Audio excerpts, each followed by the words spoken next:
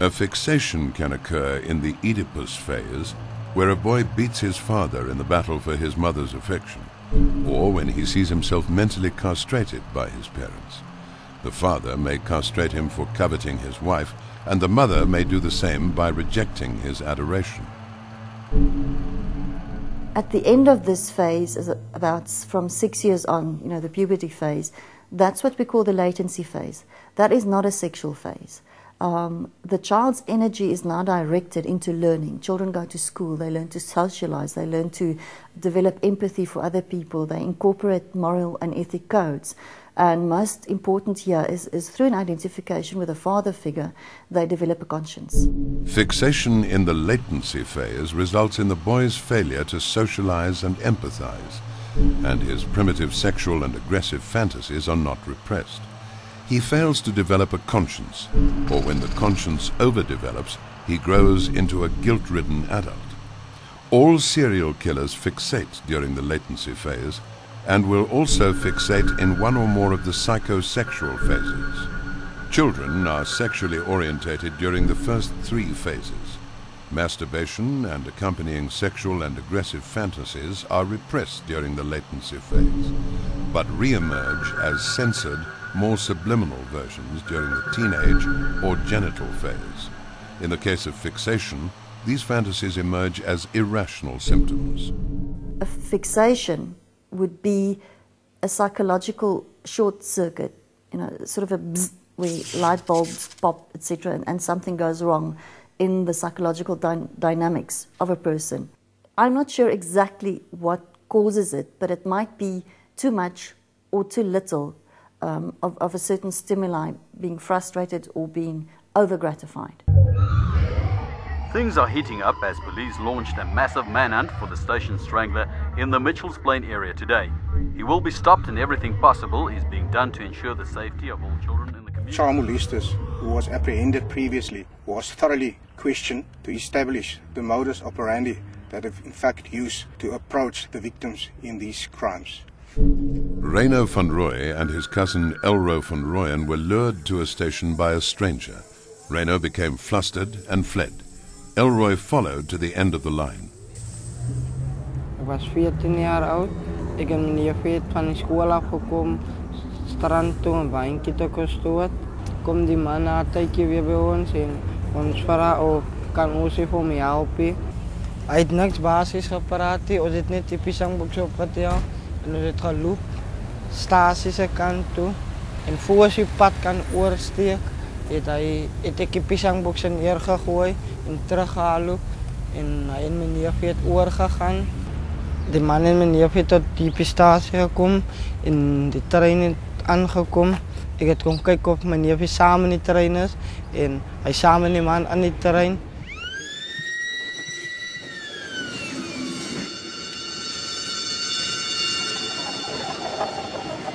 Elroy van Rooyen was to be the station strangler's last victim, and Reno turned out to be his first mistake. The moment I saw the body, I immediately knew it was the station strangler's victim.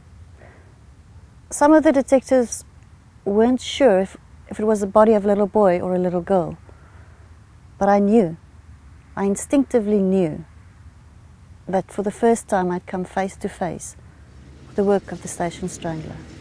From Reno's description of the stranger, an identikit was compiled. The vigilant community joined in the manhunt, only to discover the mutilated body of a slain Elroy. The 2 witnesses in this particular case, Fergie Hercules and Reno van Rooyen, gave us a good description of the accused. A identikit was compiled, which assisted us with the rest of the accused. The identikit embodies a paper image of a phantasm. It's the beast within that still afflicts the souls of people, such as Elroy's grandmother. Mens voel maar baie swak, jy voel of jy verswak raak. Want jy kan nog nie daaroor dink of regkom daaroor. Dat jou gedagte gaan oor hoe die kind na Jaap gevra nie. Maar nou verwerk jy dit ook, jy wil nie daaraan dink nie. Want het maak jou so seer dat jy daaroor dink, dan raak het jou die eerste. Jy dink nog al die pad dat jy een gaat huis toe kom. Ons hele lewe het hy sommer net upside gemaak. Ek weet nie hoe kan ek sê nie, maar ons voel dit was nodig dat hy dit moet aan ons gedoen het. Dit is verkeerd. Daai arme ouers het hulle kinders lief gehad. Almal het hulle kinders lief gehad. Net sowel sy ma vir hom lief gehad. Ja, ek wonder hoe voel sy ma. Of hulle nou nog mense daar oor haar of wat, vir wat hy gedoen het. Ek dink hulle is reg as hulle dit doen, om ander mense te haat oor. Not even time can heal the soul that mourns the loss of a child, and it will not fathom the rage that ferments inside the abyss of a tormented soul.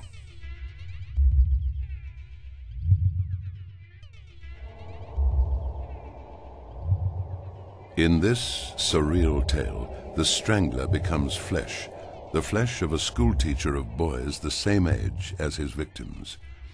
In a time when a terrorized community stipulated that their children should be sheltered inside their classrooms and guarded during school breaks, only one teacher declined. He paced the hallways with glee, knocked on the doors of classrooms, and perversely exclaimed, "Open up, it's the station strangler." The morbid joke of the placid and kind teacher, Norman Simons. Norman Simons was one of the very, very organized serial killers. His crime scenes were extremely neat, very perfectionistic, and I think that also displayed the anal fixation, which is a phase of control and neatness. I think the biggest fear about serial murder is that you cannot really identify them. They don't look as one expects them to look. Hy soos 'n netjies 'n man voorkom. Hy kom voor soos 'n ondenlike man. Krent en agter mekaar. Maar weet jy wat is in sy binneliggaam nie, in sy binnigheid aangaan nie. Maar sy voorkom lyk goed. Norman Simons is an extremely interesting and intelligent person. He has a split personality, and I have explained that during his younger school days he was sodomized by his brother Boise, and the evil spirit then went into him as a person. He's broad-minded, polite, and can communicate easily with any other person. He actually did to the children what was done to him.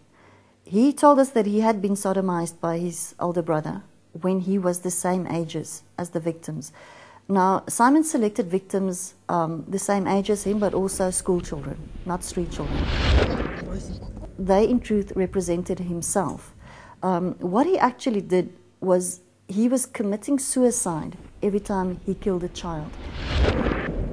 He identified with the aggressor, with his older brother, and the children became him. So there's a role reversal, the passive-active role reversal. Now, if he is doing the killing, it means he is actively taking that role and not passively experiencing the pain. There's a photograph of a very neatly dressed Norman Simons in the docket. This photograph was taken one morning by the police because Simons wanted to enroll as a police reservist to assist the Station Strangler investigating team. Later that day, he killed the last victim, Alroy van Roy. It's not uncommon of serial killers to try and insert themselves into the police investigations.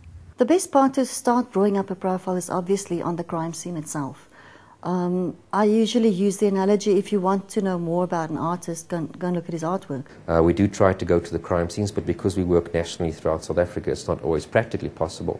So in those instances, we would work from crime scene photographs, videos of the crime scene, and crime scene descriptions. If your crime scene is very neat, then you know the serial killer is very neat. People are creatures of habit. Secondly, we would then look at victimology. Who are the people who this person is targeting? Are there similarities? Are there differences? What does that tell us? The serial killers kill and leave bodies where they feel safe, where they know they would be undisturbed, nobody's going to hear them, etc. So why would a person feel safe in this environment? That's very important. Thirdly, whatever